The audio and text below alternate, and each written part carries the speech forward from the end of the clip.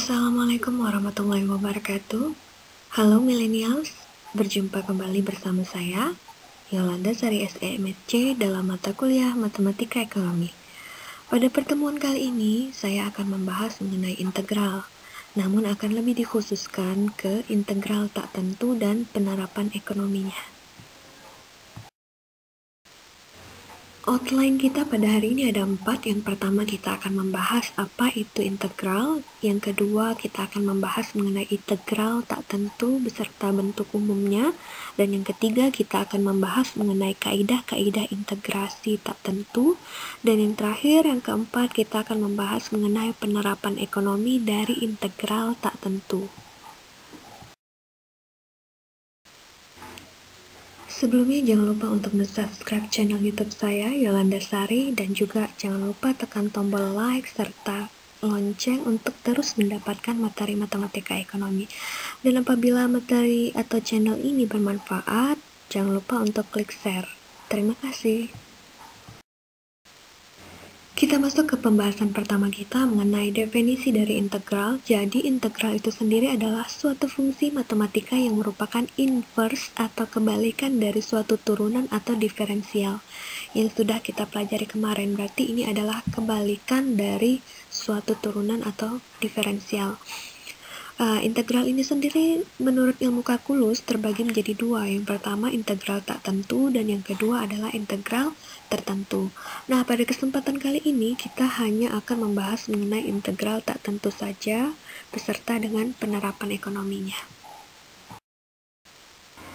Kita masuk ke pembahasan integral tak tentu. Jadi integral tak tentu ini juga merupakan kebalikan dari diferensial atau anti turunan. Jadi proses mengintegralkan ini juga disebut dengan integrasi.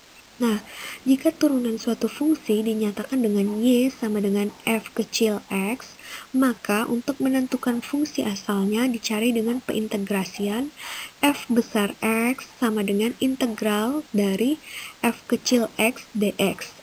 Nah, jadi bentuk umum integral dari f kecil x adalah integral f kecil x dx sama dengan f besar x ditambah k. K ini adalah konstanta yang nilainya tidak tentu. Kita masuk ke kaidah-kaidah integrasi tak tentu. Jadi ada beberapa kaidah-kaidah integrasi tak tentu, namun di sini yang akan saya bahas hanya 4 formula saja. Yang pertama adalah formula pangkat. Ini adalah bentuk umumnya apabila dia dalam bentuk pangkat. Jadi integral x pangkat n dx sama dengan x pangkat n ditambah 1 dibagi n ditambah 1 ditambah k, di mana pangkatnya atau n-nya tidak boleh sama dengan min 1.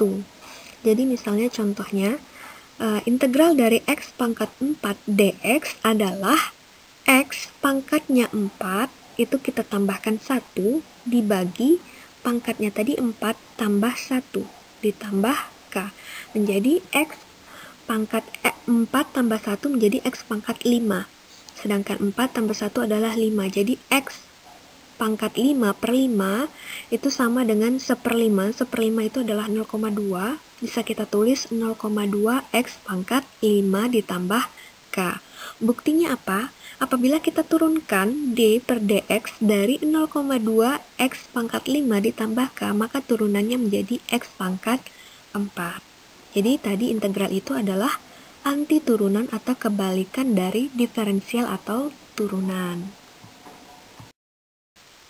Selanjutnya kita masuk ke kaidah kedua, yakni formula penjumlahan, di mana bentuk umumnya integral fx ditambah gx dx sama dengan integral dari fx dx ditambah integral gx dx atau f besar x ditambah g besar x ditambah k. Jadi masing-masingnya kita jumlahkan. Contoh, misalnya berapa integral dari x pangkat 4 ditambah 3x kuadrat dx.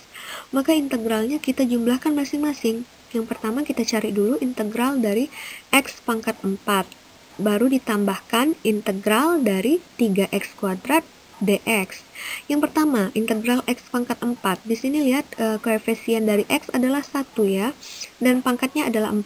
Jadi 1 dibagi 4 ditambah 1 X pangkatnya menjadi 4 ditambah 1, jadi 1/5. 1/5 itu adalah 0,2.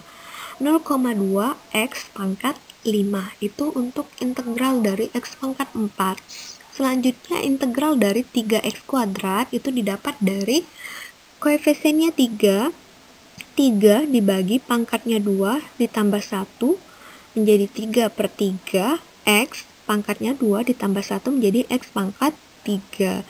3/3 adalah 1, jadi tidak perlu ditulis lagi, langsung saja X pangkat 3 ditambah K. Jadi integralnya adalah 0,25 X pangkat 5 ditambah X pangkat 3 ditambah K. Buktinya apa? Apabila kita turunkan D per dx, 0,2 X pangkat 5 ditambah X pangkat 3 ditambah K. Kalau turunan kan tinggal kita kalikan ya. 0,2 dikali 5 adalah 1 dan pangkatnya dikurang 1. Menjadi X pangkat 4. Sedangkan X pangkat 3 apabila kita turunkan, pangkatnya pindah ke depan. 3X dan pangkatnya dikurang 1 menjadi 3X kuadrat. Ini pelajaran yang lalu ya, tentang diferensial.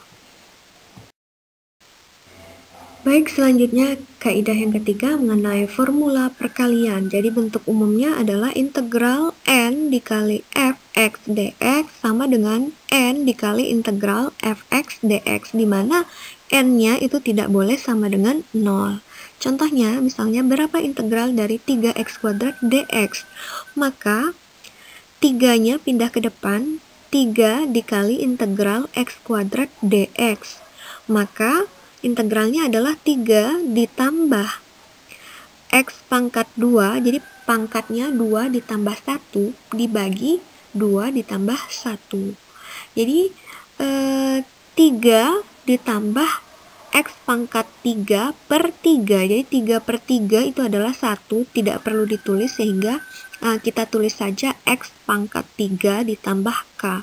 Buktinya apa? Apabila kita turunkan D per dx dari X pangkat 3 ditambah K, maka turunannya adalah 3X kuadrat.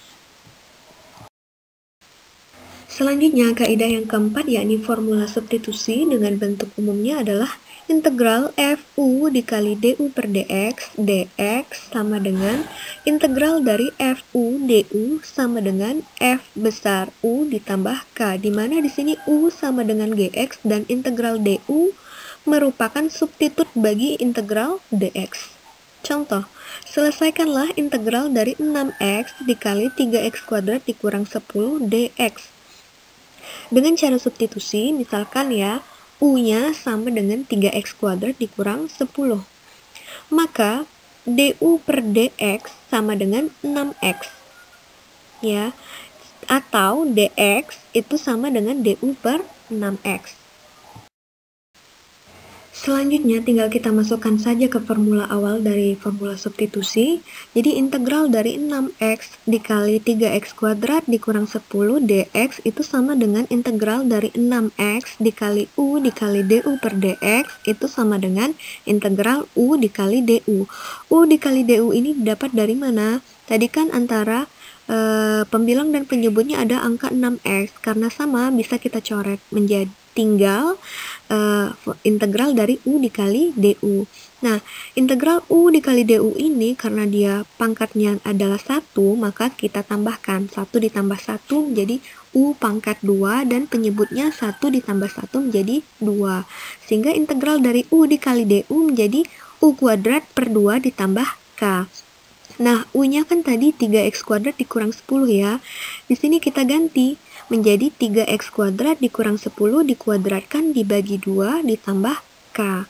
Nah, pembaginya 2 kita keluarkan menjadi setengah dan 3x kuadrat dikurang 10 kita jabarkan atau kita kuadratkan menjadi 3x kuadrat dikuadratkan itu menjadi 9x pangkat 4. Nah, untuk di tengahnya itu seperti penjabaran faktorial, jadi 2 dikali 3x kuadrat dikali min 10 menjadi min 60x kuadrat ditambah min 10 dikali min 10 menjadi 100 karena min kali min adalah plus sehingga ditambah 100. Sehingga menjadi setengah dikali 9x pangkat 4 dikurang 60x kuadrat ditambah 100 ditambah K. Tinggal kita bagi 2, semuanya 9 dibagi 2 menjadi 4,5x pangkat 4. Min 60x kuadrat dibagi 2 menjadi min 30x kuadrat. Dan 100 dibagi 2 adalah 50. Jadi ditambah 50 ditambah K. Nah, apabila 50 ditambah K itu kita ganti atau menjadi K atau konstantanya, maka hasil akhirnya menjadi 4,5x pangkat 4 dikurang 30x kuadrat ditambah K. Baik, selanjutnya kita masuk ke outline yang keempat mengenai penerapan ekonomi dari integral tak tentu. Jadi ada beberapa penerapan ekonomi yang dapat kita bahas. Mengapa kita membahas penerapan ekonomi? Dari sinilah kita tahu apa manfaat dari integral tak tentu ini. Jadi kita bisa menghitung, yang pertama dilihat dari fungsi biaya. Jadi kita bisa menghitung fungsi biaya. Jadi yang pertama, biaya total itu disimbolkan dengan C. C sama dengan F dikali Q, atau C sama dengan FQ. Dan biaya marginalnya kita ketahui adalah turunan pertama dari C. MC sama dengan C aksen sama dengan DC per DQ sama dengan F aksen Q. Nah, biaya total ini tak lain adalah integral dari biaya marginal. Jadi, biaya total itu kita integralkan biaya marginalnya. Sehingga bentuk umumnya menjadi C sama dengan integral dari MC DQ sama dengan integral dari F aksen Q DQ.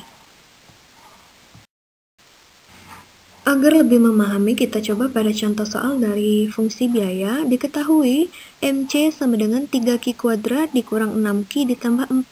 Carilah persamaan biaya totalnya atau C dan biaya rata-ratanya atau AC. Nah, biaya total itu disimbolkan dengan C. Tadi rumusnya adalah integral dari MC DQ. Nah, tinggal kita integralkan saja. Integral dari 3Q kuadrat dikurang 6Q ditambah 4 DQ. Maka integralnya di sini lihat koefisiennya adalah 3 dibagi pangkatnya adalah 2, berarti 3 dibagi 2 ditambah 1, Q pangkatnya 2 ditambah 1 menjadi Q pangkat 3. Karena 3 per 3 adalah 1, tidak perlu kita tulis, langsung saja Q pangkat 3.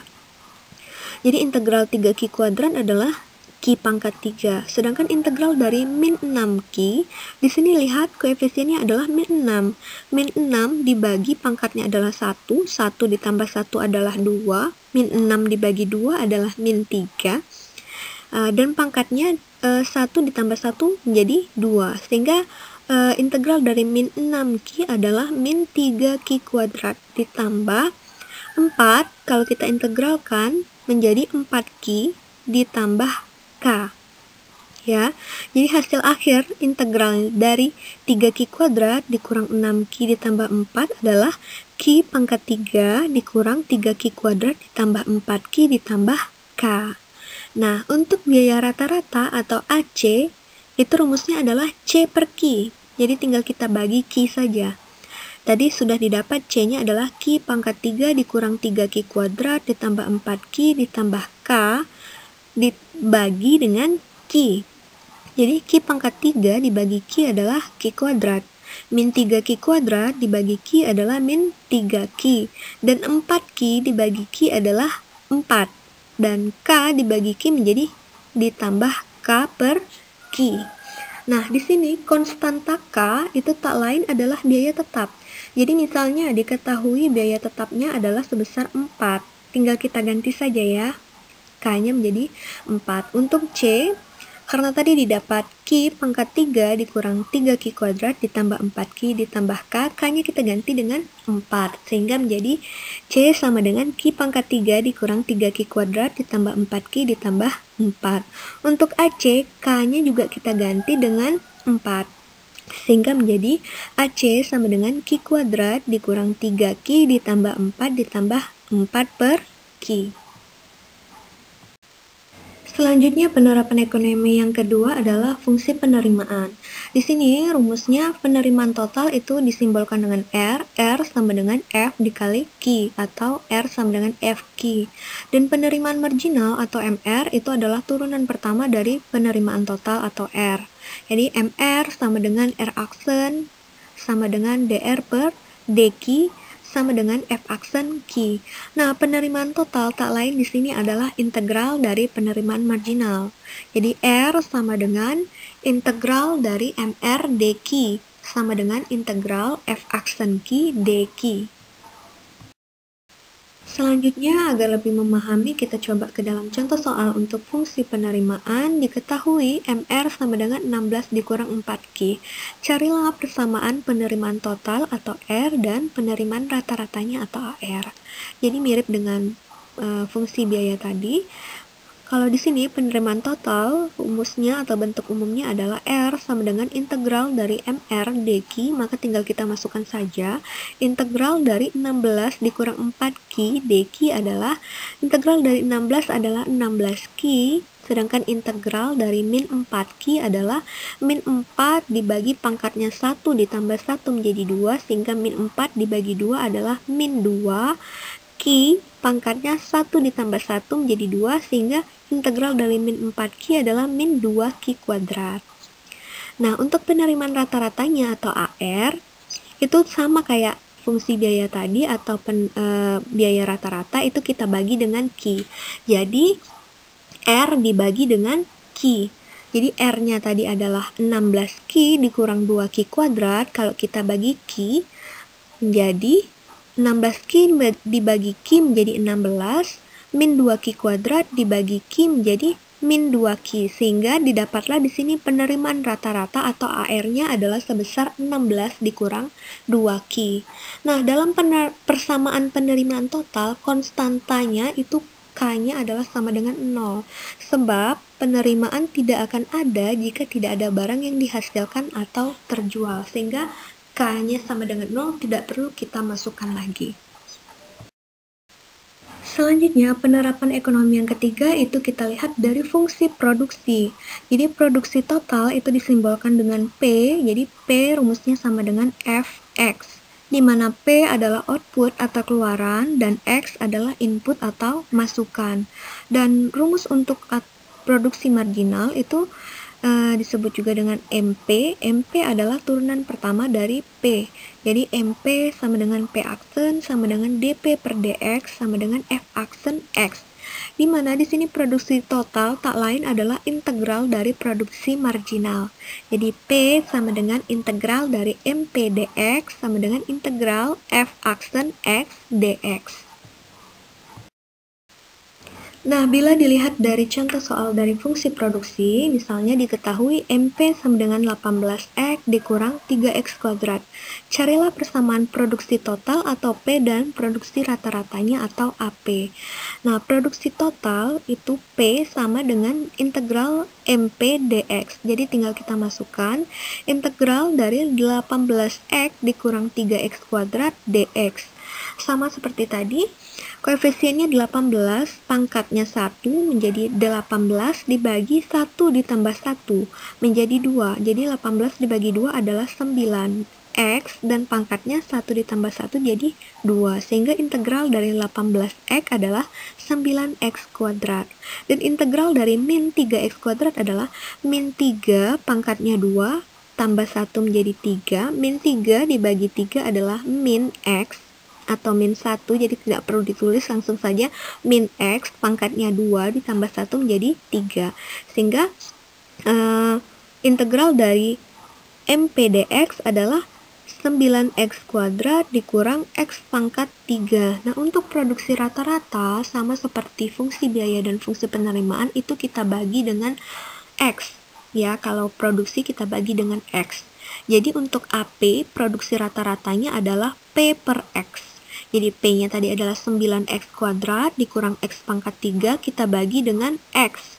Jadi hasilnya adalah 9x kuadrat dibagi x itu menjadi 9x. Dikurang x pangkat 3 dibagi x menjadi x kuadrat. Nah, dalam persamaan produksi total, konstantanya juga K sama dengan 0, sebab tidak akan ada barang atau P yang dihasilkan jika tidak ada bahan atau X yang diolah atau digunakan. Untuk penerapan ekonomi dari integral tak tentu, saya hanya mencontohkan 3 saja, yakni fungsi biaya, fungsi penerimaan, dan fungsi produksi.